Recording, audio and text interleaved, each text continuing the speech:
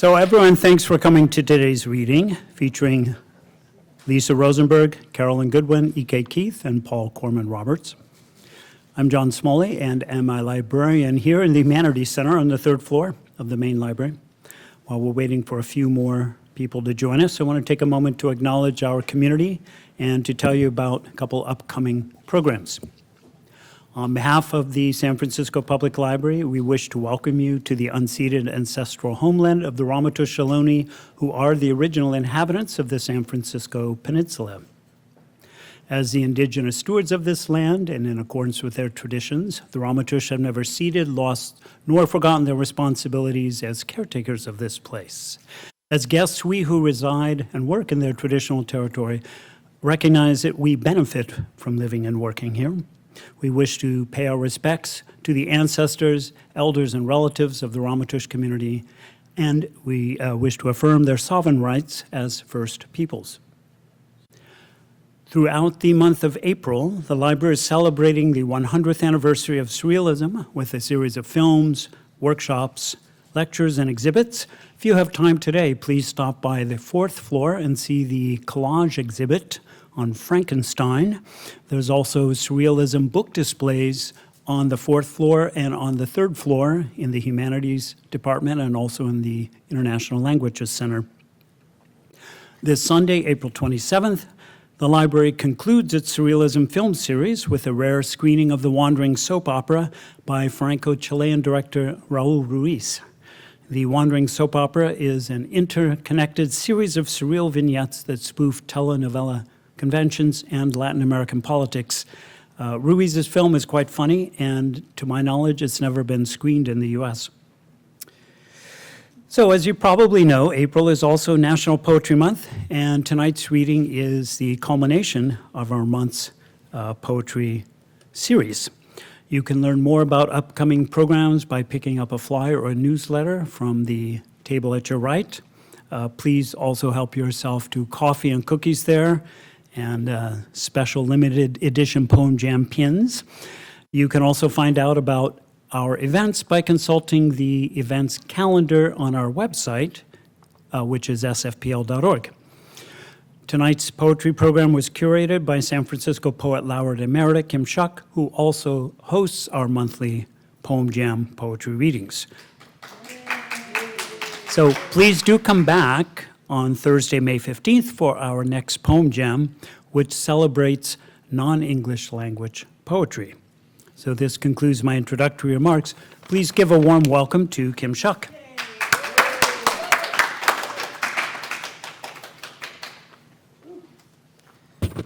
It's good to see you here in the Poetry Dungeon, particularly since it's not the usual day and for the Poem Jam. So I'm really grateful that you're all here. I appreciate your presence. They're recording us so that people who aren't here just now can at some point avail themselves of the reading. It's been sort of a difficult couple of months, and the job of poets and artists is to basically get our little nerve knife out and scrape the scale off so that we can feel things in a hyper-real sort of way. And so I know from my friends and the people that I interact with that it's been particularly difficult. And this was kind of a comfort reading for me. And thank you for coming along for the ride. The first poet that we're going to hear tonight is... Were you the second Poet Laureate of San Mateo County, Emerita? I believe we had a little bit of overlap of our tenures, and is a person who, do you ever meet somebody and just know you were going to be friends? That ever happen? Oh, yeah. Actually, all three of the poets who are here right now, that happened to me with all three of them. So this is just... This is me rocking back and forth and humming and self-soothing tonight.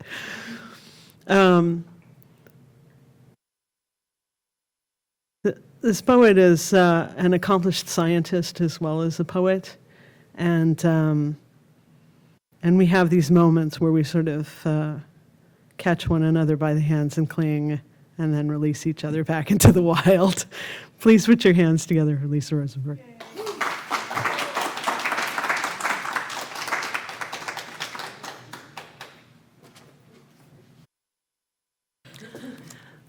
I love math nerds, especially those who happen to be amazing poets. And this is also a comfort event. I think Paul and I read together at an event in Berkeley on Sunday, and I didn't realize how much I needed to be in the presence of poems being read aloud in person and other poets. It's National Poetry Month. It's national and global crisis. So all of that. And I always have a few poems that I read during National Poetry Month and think a lot about the poets, whose shoulders we stand on, so to speak, who we've learned from, past poets as well as peers.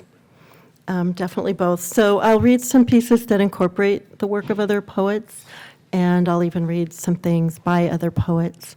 And I'll start with my own note of on mentorship, which is called To the Makers. And maker is the Greek word for poet, and a poem is a making. To the makers. I want to tell them, all of them, the living and the dead. Not about gratitude. I want them to know, to tell them that it happens, years or ages after their labors. It happens with their work in my hand on a bowed page, at or near the end of a phrase. A fissure opens onto the deep lake of their making. Its slate skin and forested rim, tools strewn on the silty bottom, wavering shapes, soft with life, along grooves and shanks, through this water, through murk and sunshaft and clear shoals, the pressure building or falling off. They dove and rose time and again, hauling, gleaning, and leaving the lake to make a portal from words.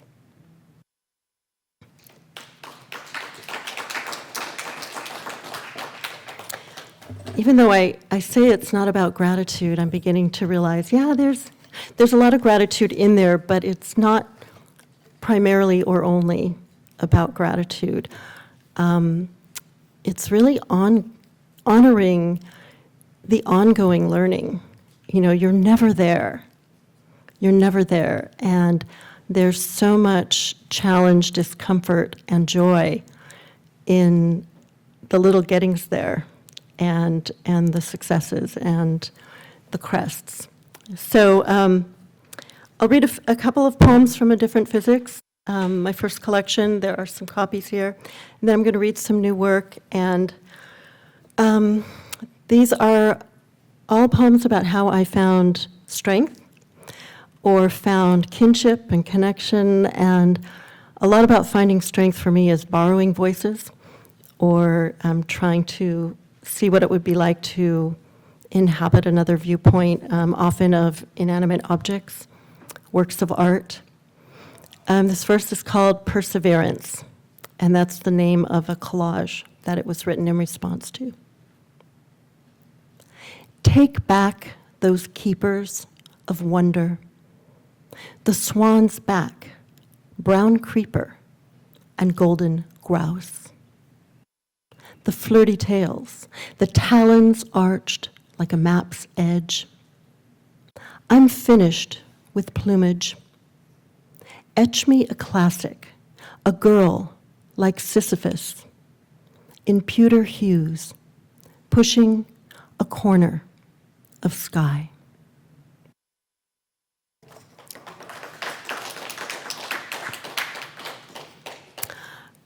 This next piece, I think I was exploring agency, and it's in 4 little sections. They're not numbered. I'm just going to pause between them. Lepidoptera. Minute lights of white wings flitting through shafts of sun between trees. Spread wings, a ravished bivalve crusted with mud. Rough symmetries after the gulls feast.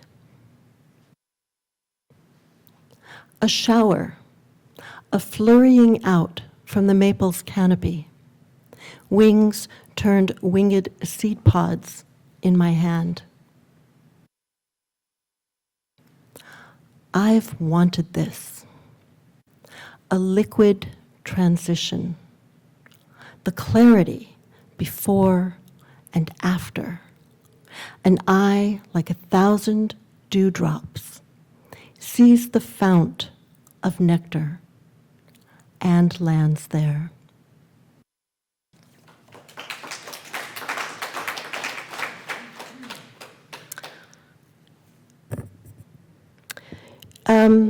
So now I'm going to read a couple of prose poems. That's something that opened up to me during the pandemic. As prose did, I suddenly didn't necessarily have a lot more time, but I had longer chunks of time, not driving for hours a day. And this is another ekphrastic piece written in response to a close-in photograph of a sunflower. There's a comma in the title. Sunflower. The center of anything has work to do. Bearing, spinning, taking things in, sending them out again. Pupil and iris. Axle and hub. The dense, dark center of our gathered stars, swathed in what light it hasn't swallowed, dragging bright dust in arced scarves. Aster to aster, disk to disk, the way a word begets a world. Say inflorescence. Say one bent petal rests on the rim. A tear, an inflection. Say the mind travels there. A foot explores the unexpected curve.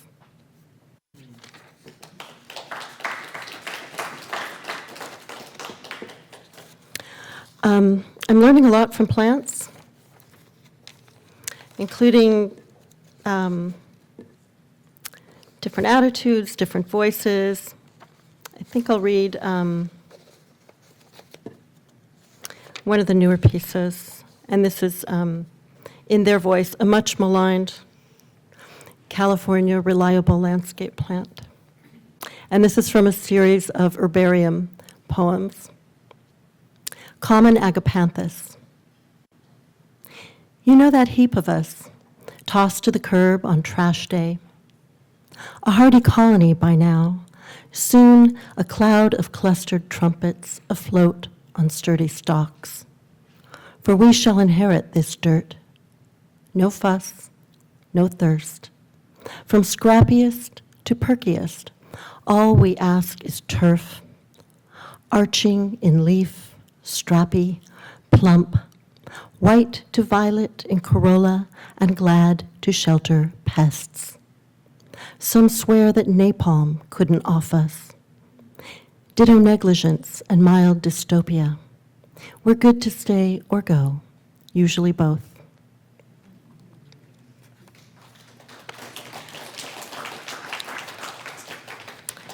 I'm going to close with two slightly more formal pieces.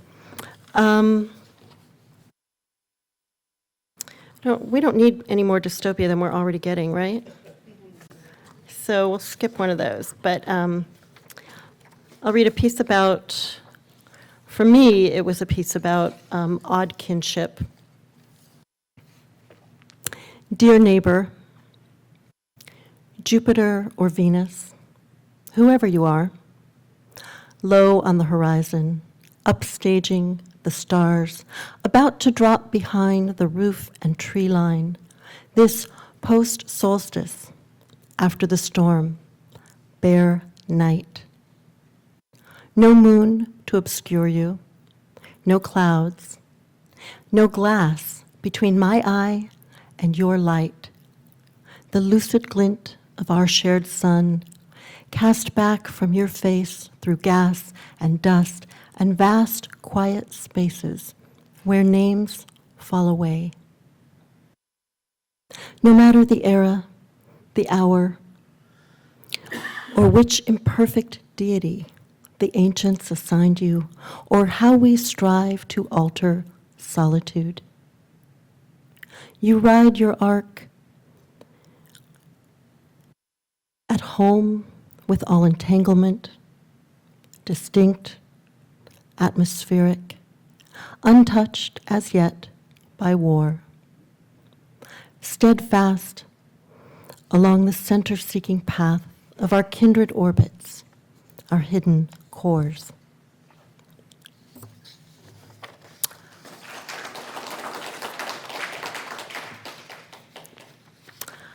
So I'm going to close with a cento, which is made up of lines, only one of them, two of them slightly altered, lines of poems by other poets. And this has a well-known line by Robert Frost, Lucille Clifton, Camille Dungy, John Donne, Lee Young Lee, and Robert Penn Warren. So there's our mix of eras and backgrounds. And, oh, I don't have it here, but I'm going to read it anyway. Home, planet. Whose globe this is, we think we know, certain that it will love us back. The leaf, the hill, the sky, to us like gold to airy thinness beat, from laden boughs, from hands. To carry within us an orchard, to eat of shrapnel. Our bombs will shower to ask if there is some mistake. Our hearts, like hollow stones, have trapped. Children will wake to bouquets of fire, the darkest evening of the year that is entering even now, their structures so harmonious. No tear floods, water waving forever into the careless air. This is not the world, with our perfections framed and stilled. A breach, but an expansion from blossoms comes.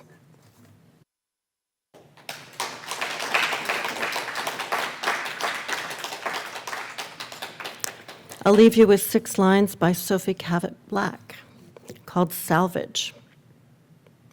To leave behind an outline, which then becomes form, held up, it is called beauty, for the ability to contain what we did not know we wanted to know. Thank you.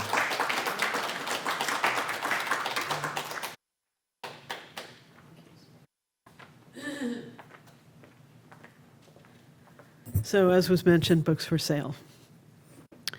Our next poet, did you bring books too, Paul? I have one left. You have one Yes, I left. have it. Okay. There is one book left. $100.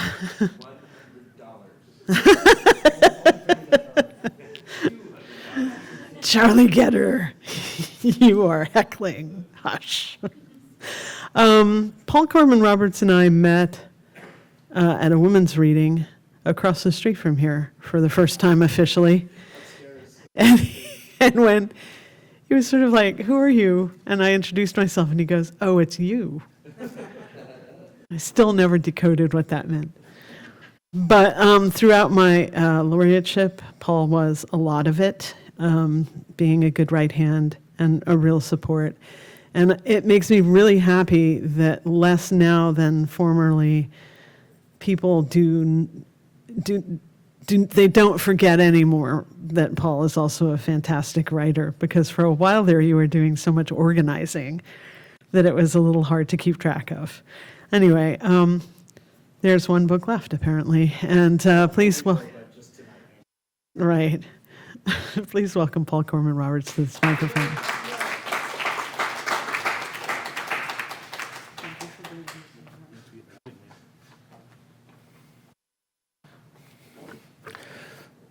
And convincing everybody that I'm a halfway decent poet. What's really lost in translation is what a terrible business person I am, and yet I monetize so much of my writing through my own private business, and I have no business being a business person, but here we are. I also am a teacher. I do a lot of substitute teaching for the Oakland Unified School District. Oakland Unified has what it likes to think of as its flagship campus. Its flagship high school is Met West, right near where the old school headquarters used to be. And it's supposed to be sort of a think tank of the best of the district's students. And once in a while, you get the rare privilege of getting to fill in a gig there, take an assignment there, and sort of wash in that culture. So here it goes. This is the Met West song.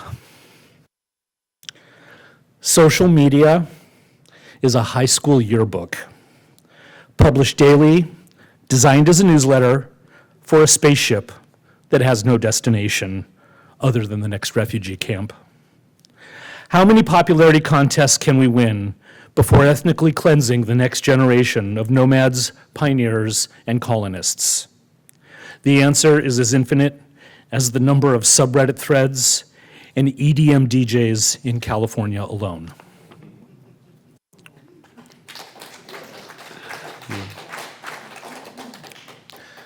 There's a poem I wrote weirdly 2 months ago. Simba in winter. As sure as there are mouths within mouths, he will hunt later than he wished, but scraps for all if he gets lucky. A growling warmth and a growing brightness, bathed in the auspices. The elder curls as felines have always curled, even though lookout is no longer covered, not even by a lone sentry.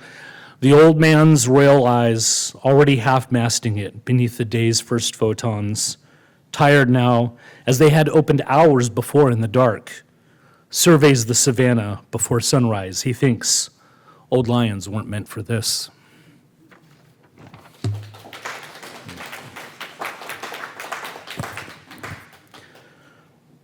Morning stroll.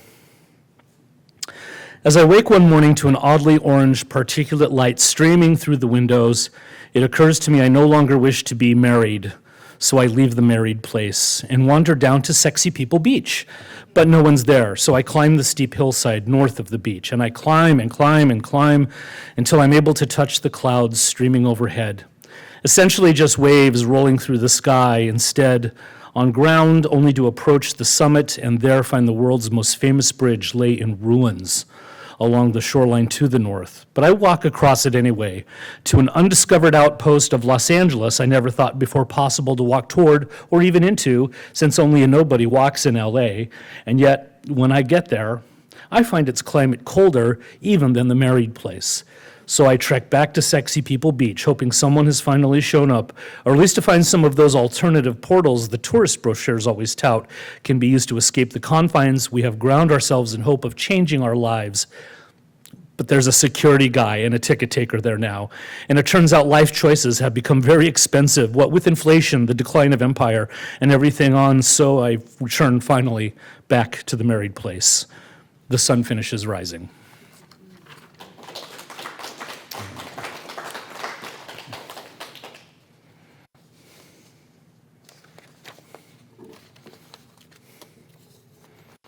This is for the mail carriers out there. Labyrinth by night. We are all just watered down letter carriers in the moonlight because we don't schedule shifts when the werewolves are out, banging up against the walls when we sense the onset of the undercover minotaur, all the better to complete our appointed rounds, removing outdated election propaganda and replacing those signposts and flyers with psychic junk mail deliveries and yarrow gratitude extraction stashed in the centers of this double-down maze. But oh snap, the engineers most certainly lied their asses off when they claimed there were no dead ends, when they said this was the only strand of time where the karma of your betrayals couldn't reach you. Therefore, there was no better time to grind your teeth into that root, killing the compulsive desire to spiral the toxic rabbit holes, making passes at you every time you sidle up to those third rails, every time you watch those beautiful lovers stand hand in hand near the tunnel's mouth as the headlight of the oncoming commuter train grows wider and brighter, and you are left to wonder why you don't yearn for that same beauty.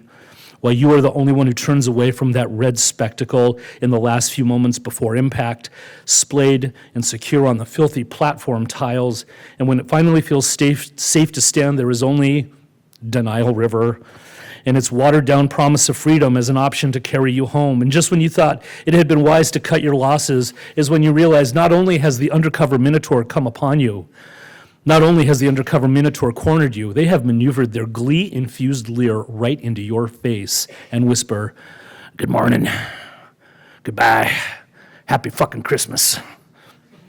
And just as quickly, the undercover minotaur is riding out Denial River on their own subcurrent, and only then do you realize the undercover minotaur is the true postmaster general of the labyrinth by night, and they have relieved you of your delivery pouch, and you are surprised this is not as disappointing as you had imagined, even as you pick your jaw up off the asphalt, inserting and locking it back into place as you stare wordlessly after where the true postmaster general faded into the shadows, your sweat-drenched body drying out in what little starlight and watered-down moonlight is left to you on this wolfless night.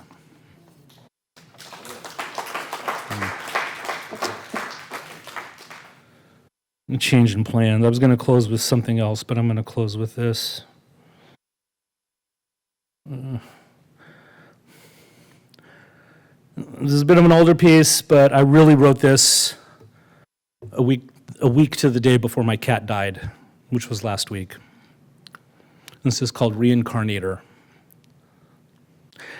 It's April 8th, which means it's been 3 years since you vomited all over my topside comforter, your bile leaking down the side of the mattress onto a floor you were more than familiar with, which means it's been 3 years since you wrapped your oh-so-angular and awkward arms around my shoulder and lasered me into those swimming pool eyes which had seen more desperation and knew more about the thin veil than any ragamuffin urchin or alcoholic suicide.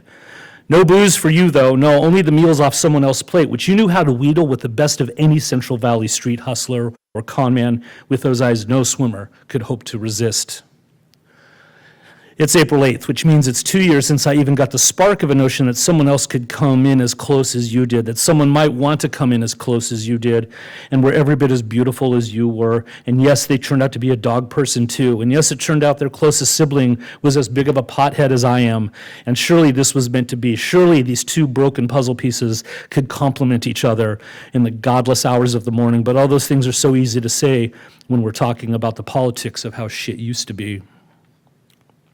It's April 8th, which means it's also been 2 years since we celebrated the launch of a book that was essentially ready a year and a half before, when you were still around, when we celebrated the birth of that artifact I bore out of my own cauldron of stigmata like no other could before or ever could again, but that doesn't mean we should lose sight of the fact of the celebrating.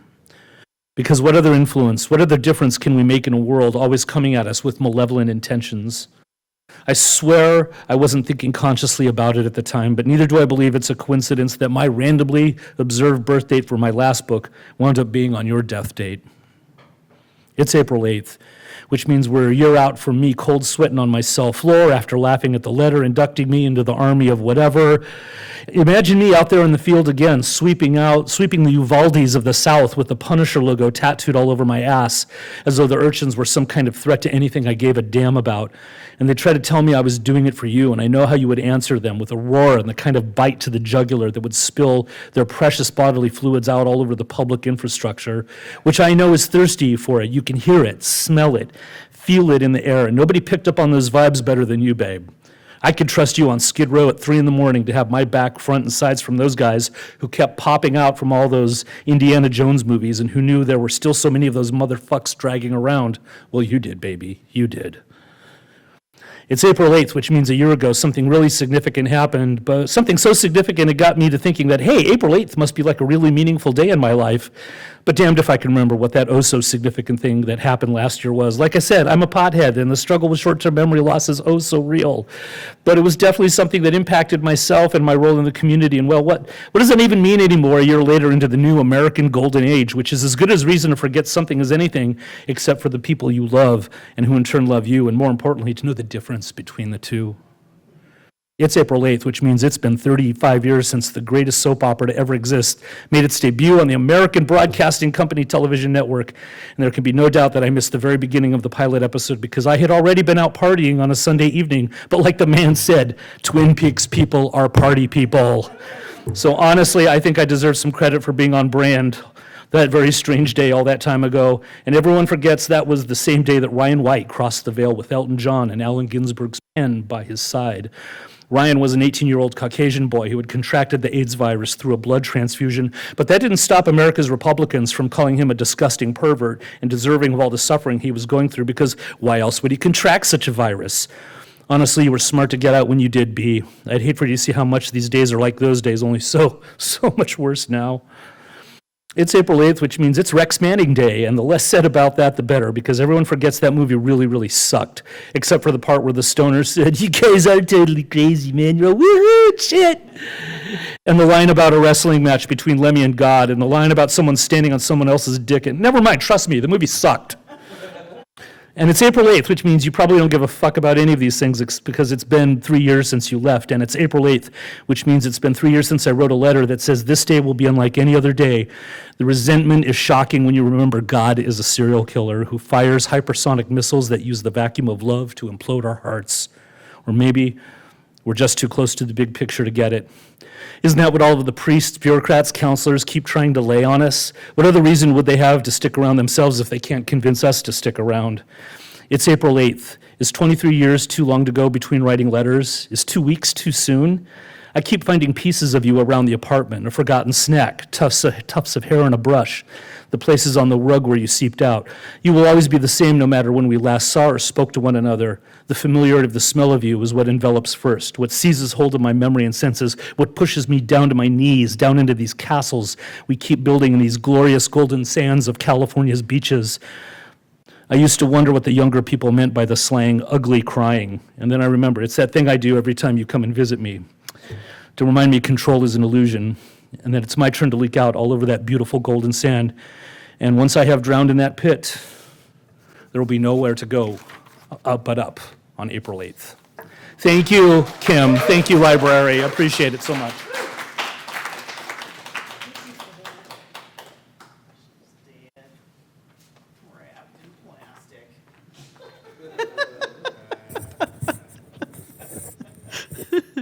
It becomes a problem when we all have the same touchstones, doesn't it?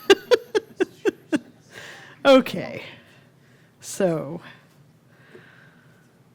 the next poet seems to be having a rib problem at the moment. We could probably make each other laugh really badly if we tried. So, what to say? Carolyn Goodwin and I are both, we're survivors of teaching at CCA, although one of us is still going through it. Oh, both of you, huh? Yeah, great. Good luck. And I don't remember the first time we met, to be perfectly honest. I'm sure it had something to do with poetry. But that's all I know. She was the first Poet Laureate of San Mateo County and has all kinds of other incredibly impressive literary accomplishments. And we've been working on an anthology together. It's almost ready to ship off the desktop. I love that laugh because some of you know how that goes. Anyway, just a really good human. Please welcome to the microphone, Carolyn Goodwin.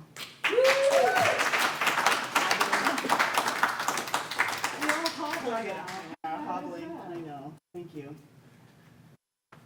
So, Kim started the evening saying it's like a comfort reading, and it really, really, really, really is. I mean, just the little spiral of the San Francisco Public Library and how amazing it is to be in this place together, but just to have one another and the work, and to be reminded. I felt really emotional with the land acknowledgement. They go by and stuff, but it really, for some reason tonight, it was very, very beautiful. And then also to have a colleague join me means a lot, and to meet some new friends. And thank you so much for making the space. A reading series is a heck of a lot of work and a lot of, time and attention, and I'm really grateful. So I want to start tonight with a quote that I've been reading at readings that I've been giving recently from Adrienne Rich's Defy the Space That Separates from 1996, and this is what Rich wrote. We may feel bitterly how little our poems can do in the face of seemingly out of control technological power and seemingly limitless corporate greed.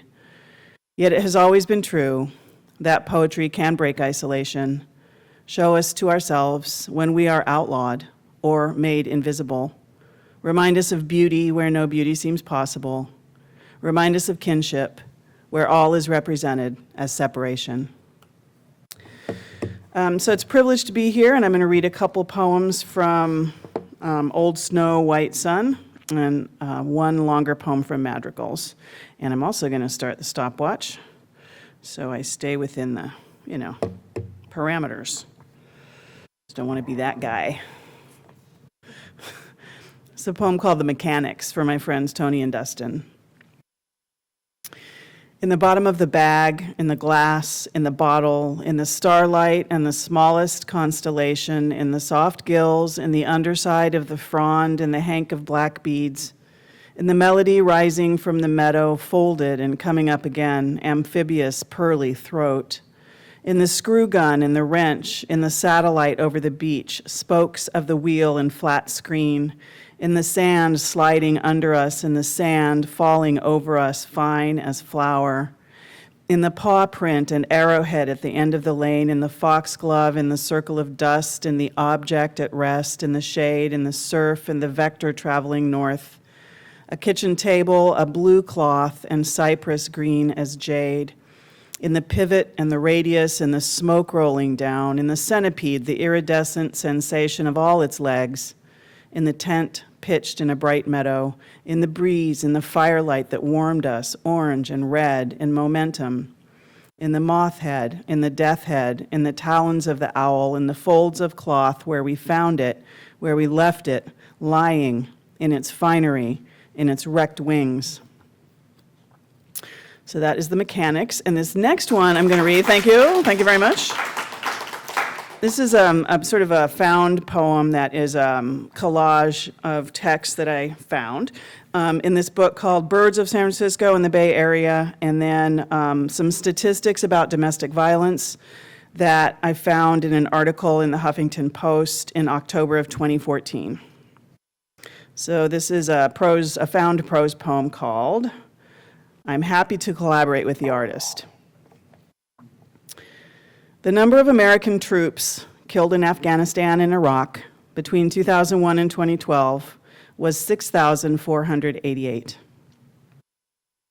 The cliff swallow is the most widespread swallow in San Francisco, and you can often encounter it in the hundreds.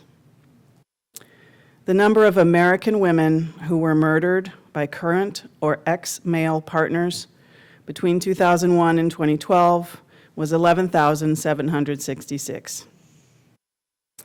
If you stop to inspect the undersides of a bridge, you may see hundreds of gourd-shaped nests stuck to the pillars and structural beams. The number of American troops killed in Afghanistan and Iraq between 2001 and 2012 was 6,488.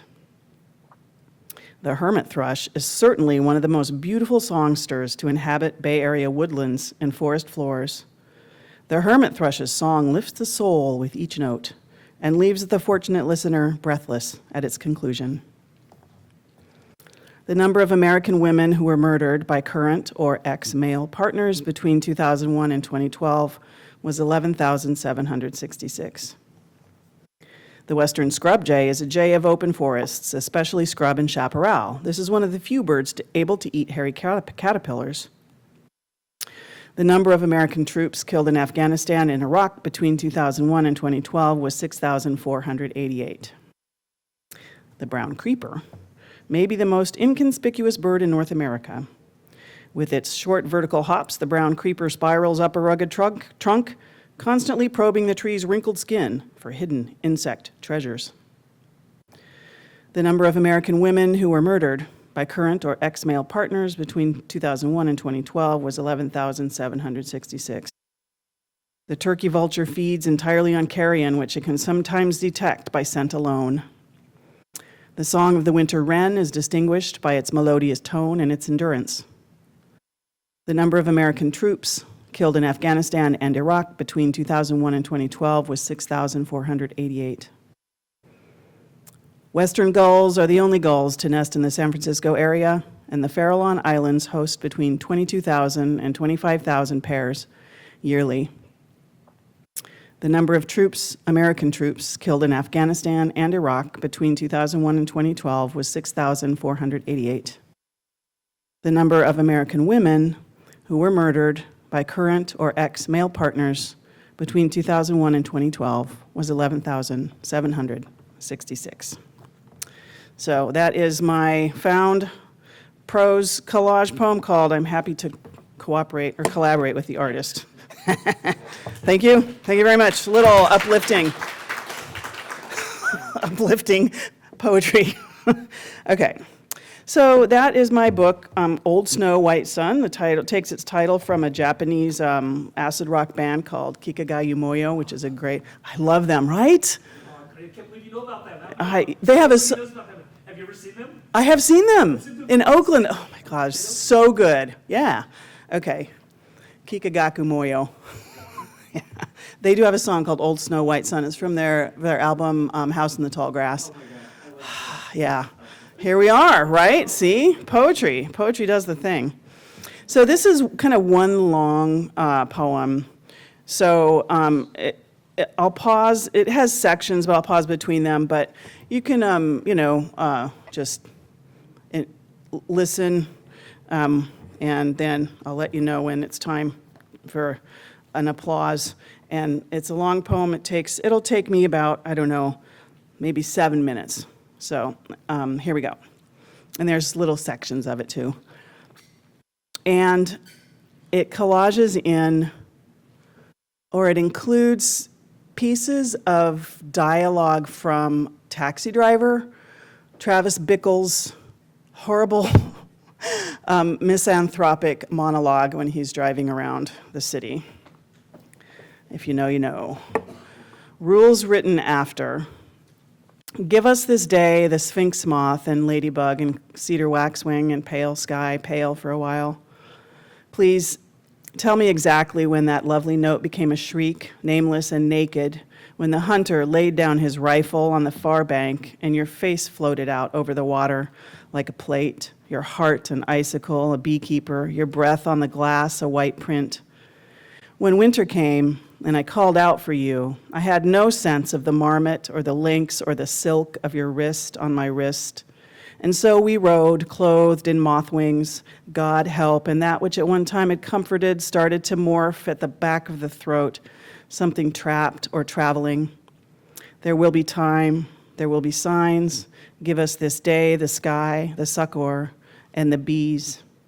Crowfoot, I stepped backwards into loneliness, the rundown porch and kitchen table. So many foremothers in the cupboards, their arms full of weeds. At the edge of the lake, at the very cusp of ice, and what will it take? Cattail, taproot, if I could believe in herbs or poultice, in love, charms, or magic. For hikers, foragers, plant lovers, I'd place a lantern in the shade. For the sick and the starving, for the woman at the river now, shining braids. Harvest in summer, when fully open. Columbine, And then the carved object, masterless, and then your arms around me, mandolin, and I hear them knocking where the dishes should be, the cups and bowls, every riven string when the botanist sprinkles her prickles into my dream. It is your beaten face. Knock there. Now the house fills up with yellow light, and that which is reciprocal, that which seals the windows and doors, unmoors me. I asked for a hand, and you handed it all back. Cloud cover, gold, soil, black, doorframe, moth-colored, roof, black. At the root of each blossom, a nut. Gutter, twigs and leaf mold, sludge. Tell me what you came here for. Tell me what basket of tricks or handful of sunlight. And when I crack it open, what labyrinth, what rib cage or skull? Kick it down, wait, kick me there. Devil's Club, which is a really spiky plant, but has lots of medicinal qualities. To lie back in that green shade, thorns and veins, what I long for is very simple, a pelican foot or a beak. In the cove, a wave over my ankle, quiet. I'll describe the sensation, origami wing. I'll report the news of my heart, the bundle of his. I am the woman with beads at her throat, slow to anger, the mother, the monster, the moment. The child arrives and I dive down her spine, her arctic light. A man is folding his laundry, a man's hands on the fragrant cloth. Soon I will lie back again and feel around for your teeth, the sharpness you offer me. Thank you. Of course it's raining a little. Of course, the rain touches my feet. Rules written after, look up at the skies, at the guiding love and coltsfoot wind, that which burns, starscape and alpenglow, your father's voice and fur and verse and spray paint brick, that which pulses along the edges of the city, shining, broken, your eyes, my lover, your fire folk, hematite, cottonwood, far away, and all the pretty little beetles on the sill. If I sweep them away, then, will you? So there I go again, right into Peddler the Promise, and how easily the fire travels through me now, down to my very catkins and bark, my marrow, hallowed cells and incense in my old canoe in starlight, you branching there. Elder, to be a man, a stinging nettle, to try my best for the prize, to receive my mother's ire and sweet liniment, to bear up. A weed or a net or a glove, to uncover that which held me down. I stroll to the end of the pier where the light began. In the forest, a million filaments, each silver strand across my lips. In Yellowknife, an old man cures a hide, and the leather softens. And when I think of you now, you become the oldest rocky outcrop, every digit at my jaw, tonalite. Nice. No. Of course I laid myself across the fire, but the way in which my lips were sewn shut, the most painful way, did come as a surprise. How many different notes can I swallow? How many times discover my own torn eye? To be a man, you said, to try. Knock there. Sorry, I'm gonna check the clock. Okay. No, knock there. I ask, what truth? And then I think to cry out. The myriad leaves of the willow, the different types of wool. At the solstice, you remind me of King Salmon, slick and a little cruel. A long sheet of ice falls away. There are silver scales in the garden path, an image of you lighting the tree, and my good companions, four-legged or winged, take off quickly. Kettle. Ivory tusk, mandolin, every pill bug rolled up into a world, every bead, dark spikes underneath a thistle.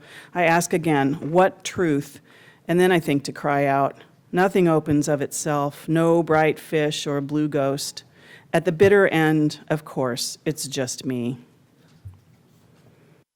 And, okay.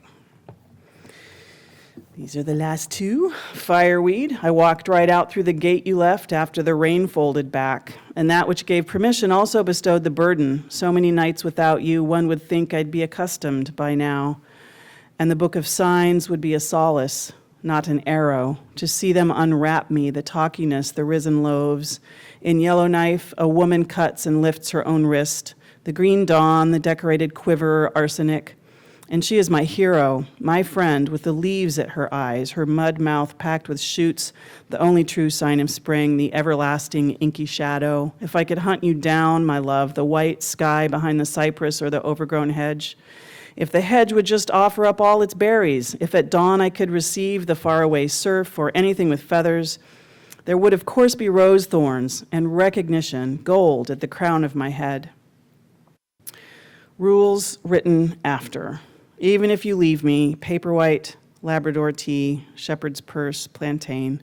Even if you turn away forever, 1,000 leaves, 1,000 songs in the field of heath, where I wake up too late to gather the slivers, kaleidoscope and cedar, claw, moon, and star tooth, my faith in every rift the painting will attain. Your green face, carpenter, welder, your fireweed and sweet pea brushing my eyelids. When you asked for me, a crow called down and the room tilted back into squirrel talk, woodpecker, twigs, nails, broad wing of need. And so I close up shop. Heaven help. And so that which I had offered, that Aleutian, sachet, fragrant kiss on the back of the hand, where the spirit hobbles over a familiar marsh, is an old song, because the night belongs.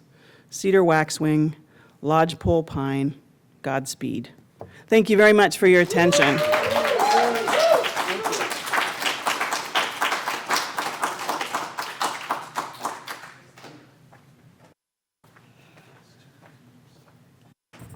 So everybody's fabulous.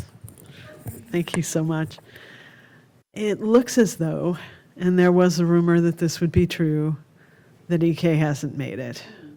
She's having a really, really bad moment. So, which, you know, we all do. But I feel compelled to remind people that, looking for my glasses, if you're wondering why I'm going through all the pockets. I wear a lot of guys' clothes, and so there are a lot of pockets. So do I. It's also why I wear a lot of guys' clothes, because women's clothes have pockets that are that size. I feel compelled to remind people that there are a couple of books for sale, but I also feel compelled, because my name is on this thing, to read a poem, except that I haven't mastered the reading the poem off of my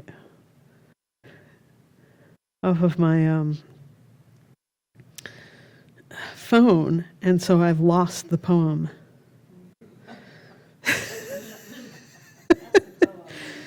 The poem has gone somewhere else, as happens sometimes. So instead of doing that, or maybe I can find one. Maybe I can find one. I did. I found it. Look at that. Every once in a while. So I was going to read a depressing poem, but that's happened. We don't need another one of those. So instead, I'm going to read this. Not everyone remembers the years of dried flowers and floor pillows. Every good traveling song must be resown as tectonics and the warfare of money take a grip on the throat of these eucalypt hillsides. When did we become legends? South of Market in a van, rear right tire, a rhythm section all of its own. The old furniture doesn't crawl the walls these days. And the spirit of isolation sweeps through these streets like tailoring shears, like seam rippers, remaking and unthinking all of those thyme and rattlesnake grass afternoons. Culture is inevitable, not decorator crab acquisition. I found this Oh on the no. I can't tell you how many times I've ripped that out of my phone only to have it reappear uninvited. And that was a perfect moment. Culture is inevitable, not decorator crab acquisition that they think will cover their fear of inconsequence. Some of us are hard to love. Some we must accept at distance. Their damage a threat. Their damage a puzzle of patience as we collect back our stolen cousins. Their skin was never marked with hate, but with hope. So,